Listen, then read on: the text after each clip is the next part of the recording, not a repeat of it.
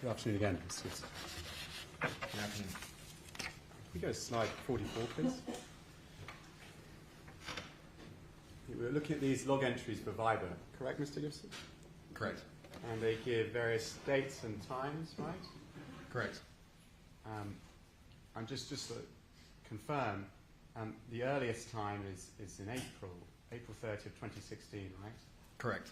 Showing a log entry of Viber, and it goes all the way through to November 12th, 2016, correct? Correct. And there's consistent entries for every month. There's different amounts for each month, but for every month there's an entry, at least one. Correct? Correct. All right. Let's go to slide 53, please. Here, this is Baker's device 101, correct? Correct.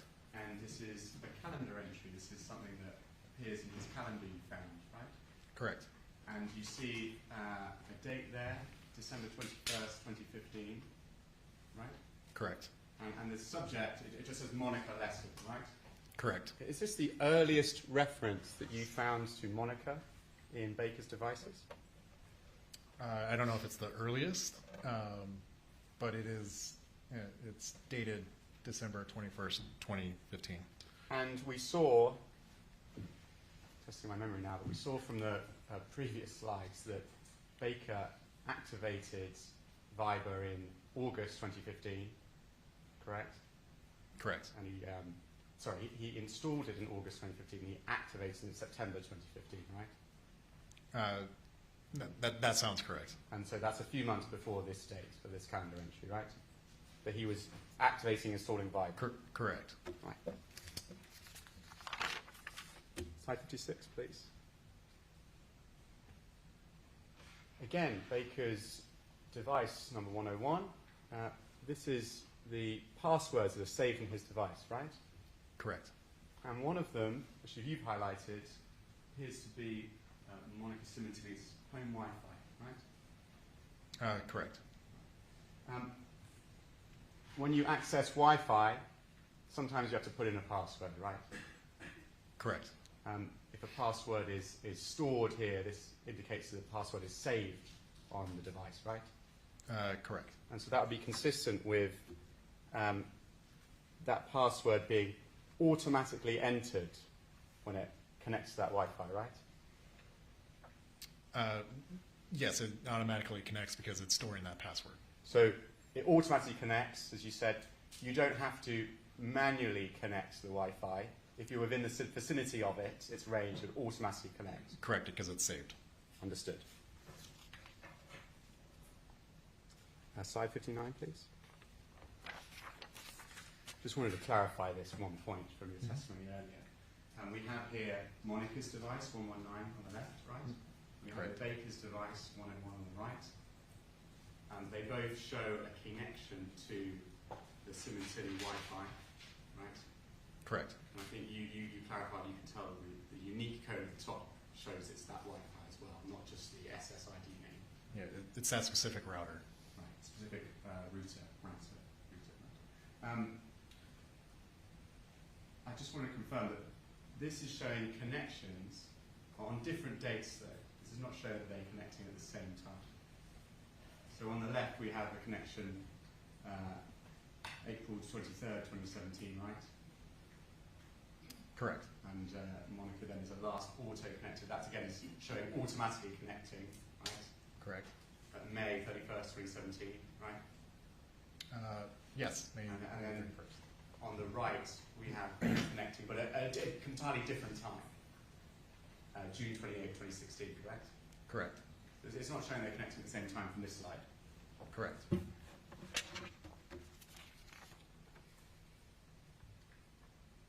Go to slide 69, please. We talked about this email chain that was forwarded, and the email chain talks about IDMSS, right? Correct.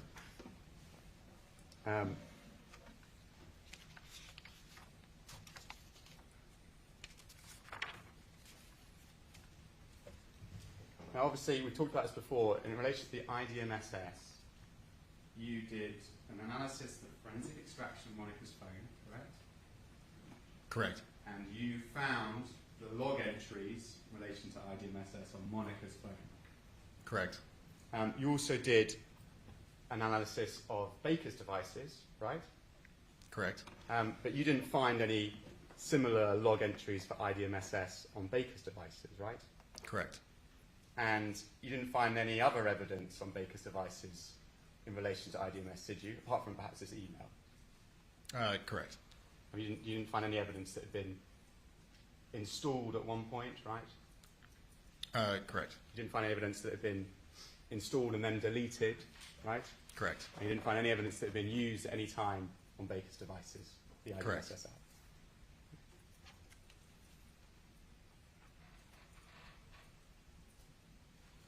And just to close this point, you didn't find any evidence of him accessing IDMSS in any way through a web browser, did you?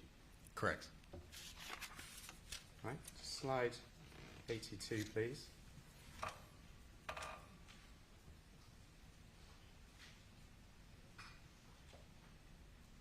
Thank you. It says at the top that these are iMessages, right? Yes. It's an iMessage received on Monica's device from Fabio Sementilli, correct? Yes. And is that the first iMessage that day on Monica's phone? From Fabio, or No, just in general? Generally, that's iMessage. I don't know if it's the first one. This is just it's a message that was on that date. Right. It's at just after midday on January 23rd. Correct. 12:31 p.m. Slide 83. Again, this is an iMessage, correct? And this is actually coming from Monica's email, but that is a way that iMessages can be sent through someone's email, correct? Correct. All right. Slide 84. It's exactly the same. It's just showing that at the top iMessage that it's sent via Monica's email. That's right. Correct? Correct.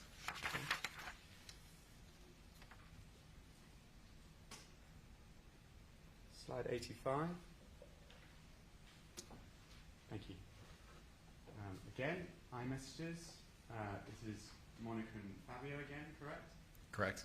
And you see Monica says, we are on our way home at 12:46 p.m., right? Correct, on January 23rd. And then she's saying to Fabio, in the message below, did get it fixed? Asking that, right? Yes.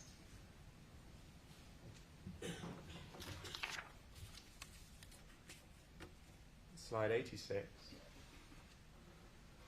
This is just 3 minutes later, 12:49. Previous slide was 12:46, this is 12:49, correct?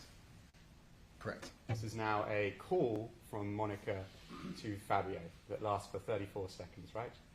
Correct. Okay.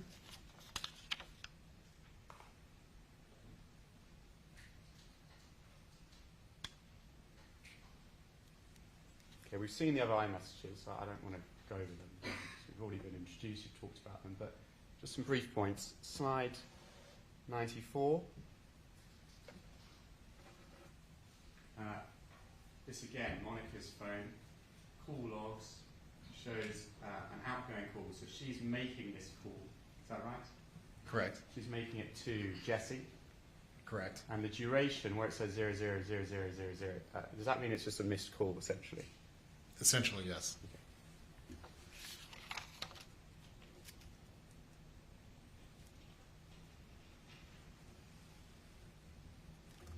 Right.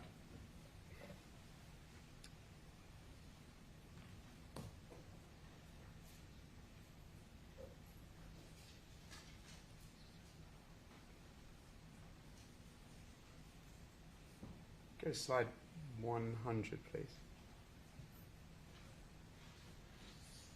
I just want to, I don't want to go through every slide on this small section, but just from your recollection of what you said in your testimony, you analysing the records. Do you recall from your analysis that it seemed that there was a call from Monica to Bella, and then at the same time there was sort of an overlapping call with the doctor. Yes. And would that indicate you have two calls going on at the same time, perhaps one of the parties was put on hold while the other party is being spoken to? Correct. Right, just to help explain some of those time differences there. Right.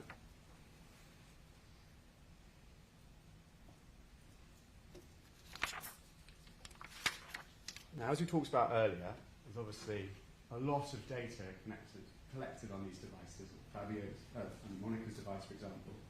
And you in these slides have highlighted certain items found in the afternoon of January 23rd, right? Correct. Okay. But it's not showing absolutely everything that's found on those devices during this time period, is it?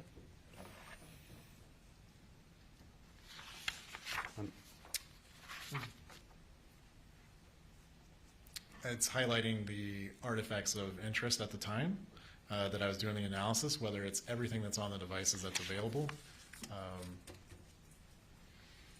All right. Well, I don't know what's not there. So these are artifacts that were within the time frame of interest. So if there's other information, I wouldn't know about it because if it was relevant or if it was there, it would be incorporated into the PowerPoint. Well, I can show you something. But Yeah. one of the things that's captured when you extract a device is web history, isn't it? Correct. And there is a table that logs all the web history, all the web pages that were accessed from that device, correct? Correct. There was a web history log for Monica's phone, correct? Correct. And did you analyze that web history? Correct. Yes.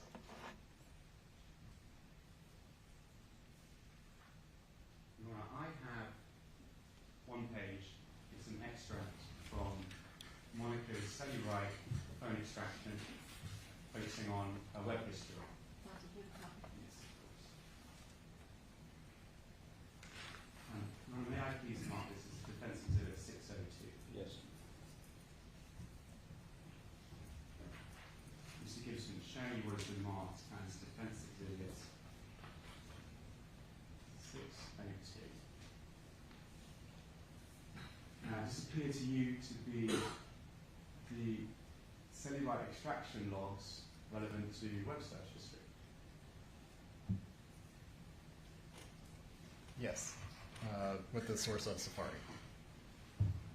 And we see here it starts at the top, January 25th, 2017, correct? Correct. And into LA time, that is LA time. Correct. And these logs go down to January 23rd, 2017, right? Correct. And here we see there is a web page that is logged. And that says lifestylolounge.com. You see that? Yes. And so that would show that at that time, on that date, 10/23/24, that device is accessing that web page, correct? Correct. And you see here, we have a few entries, all right? At 4:47. You see that? Yes. That's on the same day, January 23rd, correct? Yeah, January 23rd. And then within a few seconds of each other, then 4:47:42 seconds, 4:47:40 seconds, 4:47:40 seconds, and 4:47:38 seconds. You see that? Yes. And these are, again, web pages being accessed in relation to the lifestylolounge.com, correct? Correct. So that shows that at 4:47,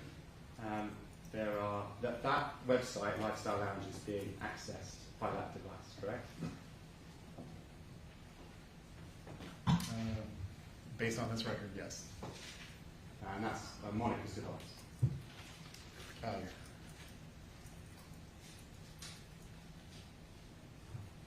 Can you go to the top? It's just a page from her records. But Yeah, and if she it's- says this is an extraction from Monica's records. Yeah, if it was provided discovery from her records, then yes.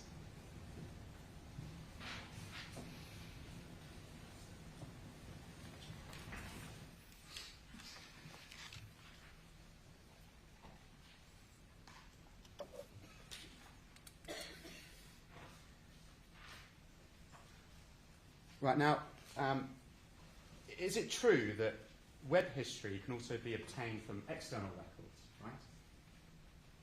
For instance, Google records. Oh, yes. So if you have a Gmail account, it would show the web history on Google. There's external records that could show that. Well, there's records of your web history if you're accessing Google or using your account. All right. And if those records were obtained from Google, they could show the various Google searches or web history connected to a Gmail account. Is that right? Yeah, if you subpoena Google, they will provide you records of whatever information they're storing on those accounts.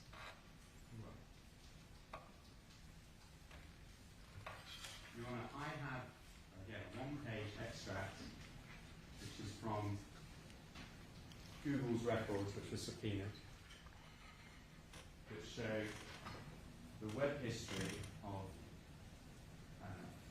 Fabio Sementilli. What is it, 603? Now, please mark 603, right? So, Yes. is this something that's actually ever been before?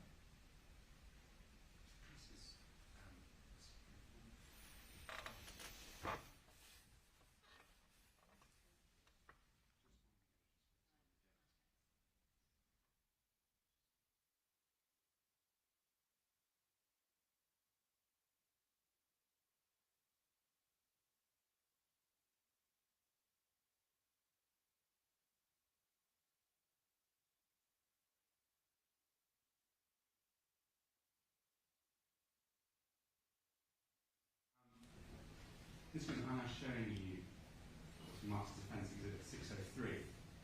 Does this appear consistent with Google records showing web page history for that Google account? Looking at the document, it's Google search history events for Fab Style 67 at Gmail. So it appears to you to be that email searching that history and at various dates and times. Yeah, it's search history events that's provided by Google. So Next to that email address. correct, connected to that email address. Right. Now, unfortunately, this is in UTC, so it requires a bit of mental maths. But you testified earlier that UTC is English time, and to get to LA time, you have to minus 8 hours. Is that right? Correct. So in the wintertime, you have to subtract 8 hours. Summer, for daylight savings, you have to subtract 7 for Los Angeles time. So these records are going to be in UTC 0. So that's going to be it has to be the offset time. So the first record is actually January 23rd, 2017, local LA time. If my math's right, 4:35 p.m. So this is that email account, fabstars67@gmail.com, visiting that web page at 4:35 p.m. on January 23rd. Is that right? Correct. And you see below we have some more searches. Just a few seconds before, there's a similar search, demographic international, you see that? Correct. You Yes. see underneath there, this is now earlier in the day. I believe this is around midday, doing the maths. This is searching for small engine repair in India. You see those? Yes. And again, these are all searches from the fabstar67@gmail.com account. Yes.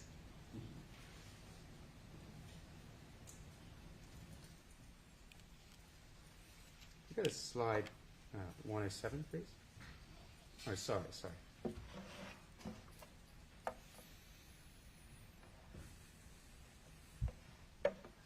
Can we go to the preceding slide? So this slide is after homicide. And then go to the next slide. This is the suspects running up. So this is not technically after the homicide, right?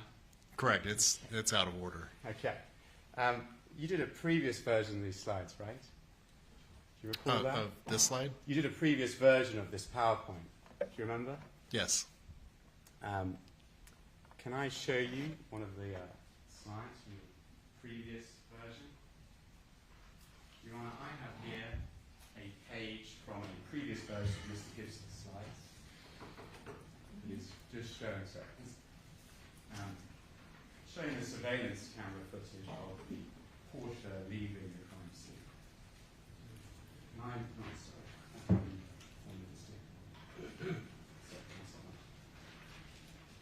Now, please mark this as 604. Yes.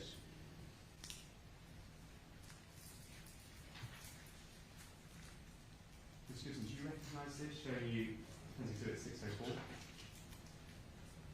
Yeah, this is a slide of the surveillance camera capturing the picture that I received from LAPD for January 23rd, 2017 at 4:53 p.m. And just to be fair to you, so in the bottom right-hand corner we have the time, correct? Yeah, the timestamp is January 23rd, 2017 at 5, it indicates 5:53. And the seconds are 02. Yes. And at the top it has 4:53:32. Correct. Did you write the top? No. Okay. But it's one of those times applied, presumably. What- They're different. The seconds are different, aren't they? Yes. Okay, but one of those applies. Which would you use if you were analysing this document? The one on the video surveillance camera. Right, okay. So that's showing that the victim's Porsche, as it's at the top, has been driven away from the crime scene at, it says 5:53:02, but are you aware that this was 1 hour off surveillance?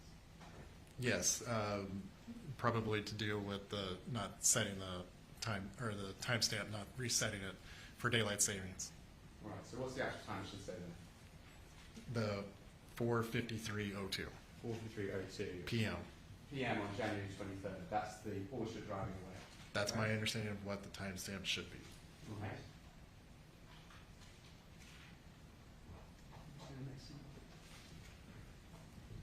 So this now shows, see at the top, Isabella returning home, and that's at 4:54:52 p.m. Correct? Correct. All right. So I said I wouldn't go back to maths, but now I am. This is less than 2 minutes after the time shown on the previous slide, right? Correct. So Bella returning home is actually, to get it exactly right, 1 minute, only 1 minute and 50 seconds after the Porsche was still leaving, correct? Correct.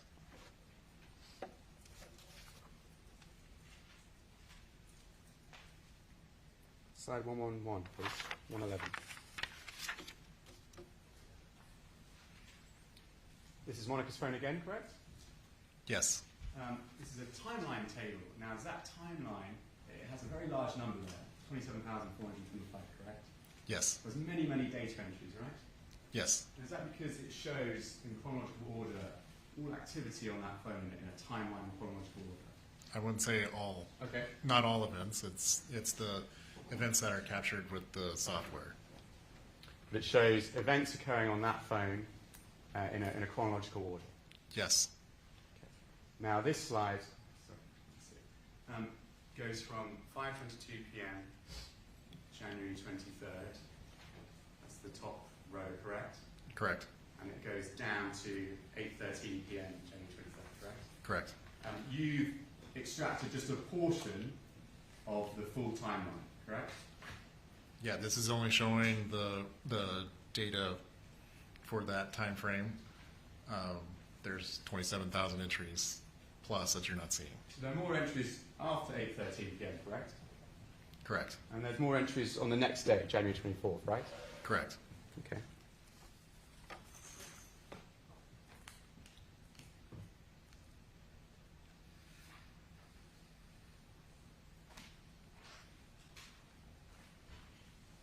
Well, I have another page from Monica's cellular phone extractions showing the timeline next day for Porsche. I mean, these marks, it's Defence Exhibit 605. Very good. At the top of Yeah. this.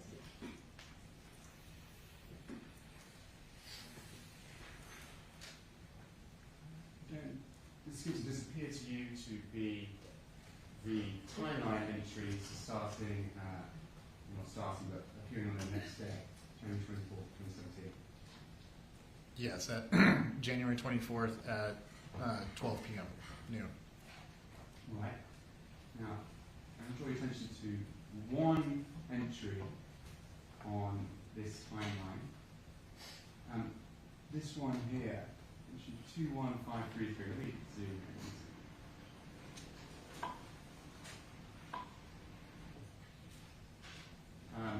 That is an instant message, correct? Correct. It's like a text message. Correct. It's a text message. It is incoming, so it would be received coming into Monica's device, right? Yes.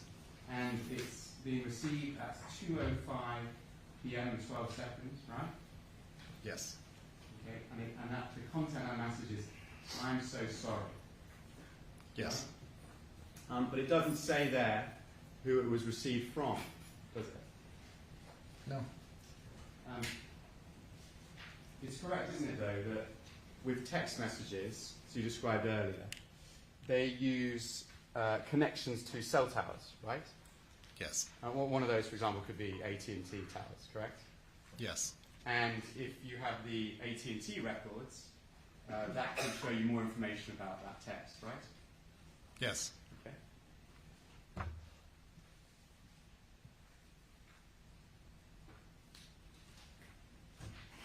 Now I have here one page from AT&T records, which was subpoenaed by the prosecution. I may please mark it as Exhibit 606. Yes. At the top of this.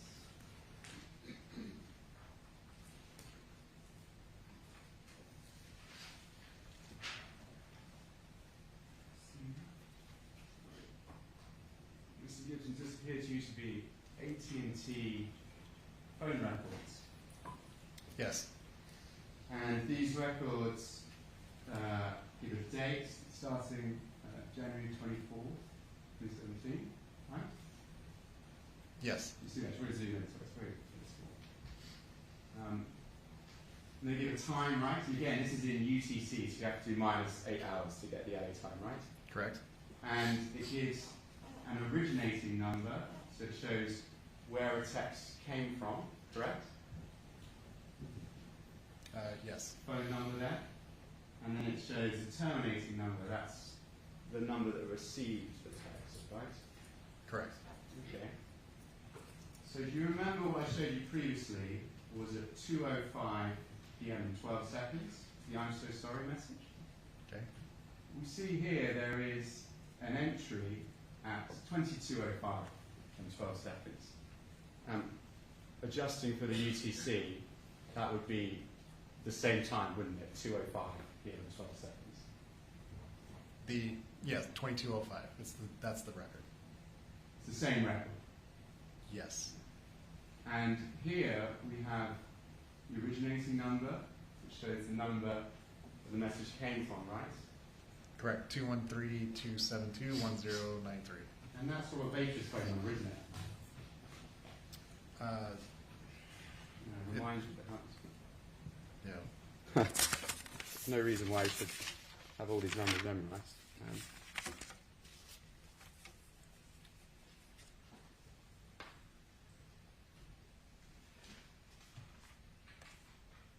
mind just going to slide 17?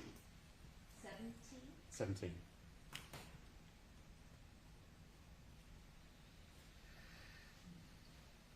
Sorry, I missed it back.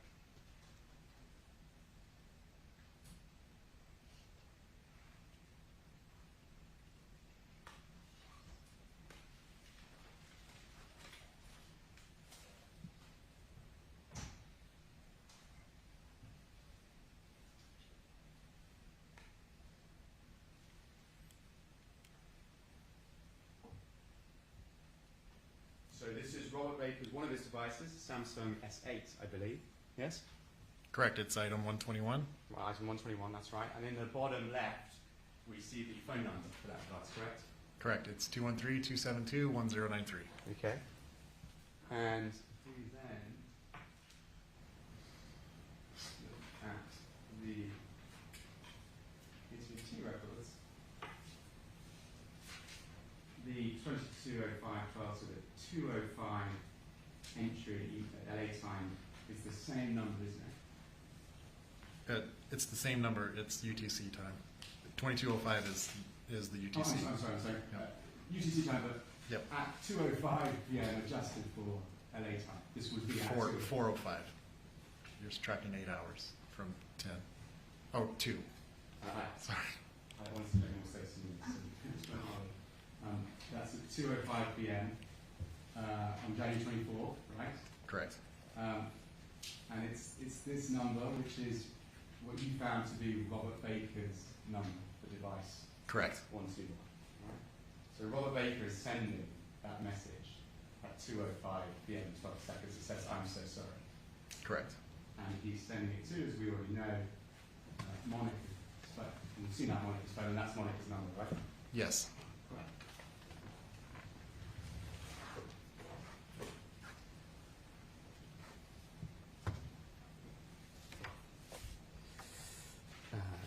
Slide 117, please. 117. Sorry. 117, if you don't mind.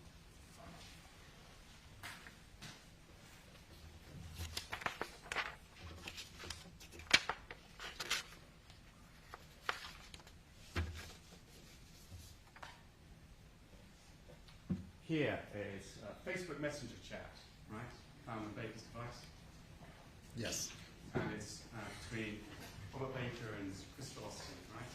Yes. And just to be absolutely clear, there's a message talking about downloading WhatsApp on your phone, right? Yes. This is January 26th, 2017. This is 3 days after the murder. Sorry, 3 days after January 23rd, 2017, right? Yes. And it is Robert Baker directing Christopher Austin to download WhatsApp on his phone, correct? Yes.